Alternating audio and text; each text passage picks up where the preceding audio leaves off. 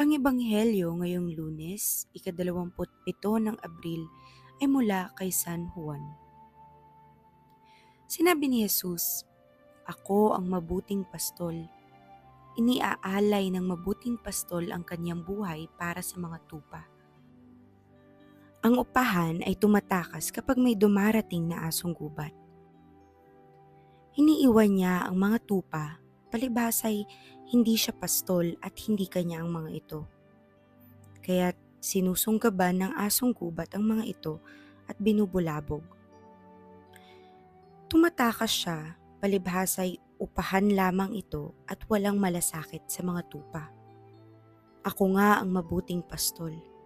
Kung paanong kilala ako ng Ama at siya'y kilala ako, gayon din naman kilala ko ang aking mga tupa at ako na may kilala nila. At iniaalay ko ang aking buhay para sa aking mga tupa. Mayroon akong iba pang mga tupa na wala pa sa kulungang ito. Kinakailangang sila'y ipasok ko rin at papakinggan nila ang aking tinig. Sa gayon, magkakaroon ng isang kawan na may isang pastol. Dahil dito'y minamahal ako ng Ama, sapagkat iniaalay ko ang aking buhay upang ito'y kunin kong muli. Walang makakakuha ng aking buhay. Kusa ko itong ibinibigay. Mayroon akong kapangyarihang ibigay ito at mayroon akong kapangyarihang kunin itong muli. Ang utos na ito'y tinanggap ko mula sa aking Ama." Ang mabuting balita ng Panginoon. Ang nagsulat ng ating faithful reflection ay si Brother Christian Costuna ng Hand of the Sower Catholic Community. Kaginhawahan at kaligtasan. Ang Panginoon ng aking pastol ay isa sa pinakaunang kanta na narinig ko sa simbahan sa tuwing ako ay nagsisimba. Hindi ko ito lubusang naiintindihan dahil ako ay bata pa noong mga panahong ito at madalas kantahin sa komunyon. At ang kasunod ng mga kataga sa awiting ito ay "Pinagiginhawa akong lubos."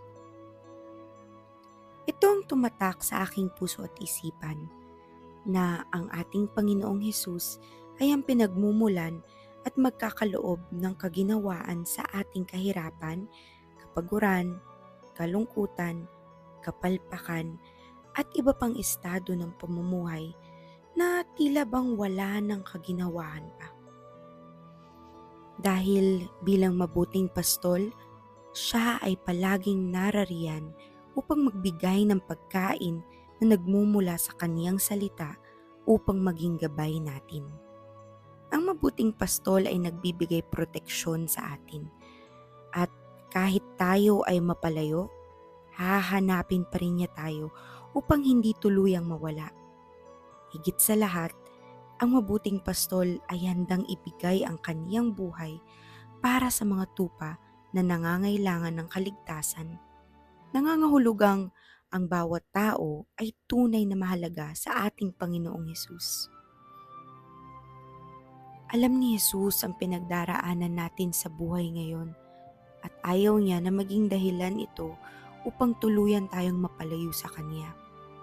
Nais niyang ang bawat isa sa atin ay hindi lamang makaranas ng kaginawahan, kundi tayong lahat ay mapabilang sa tupang tinitipon niya, mga tupang nasa Kanyang kanan pagdating ng paghukom sa ating lahat.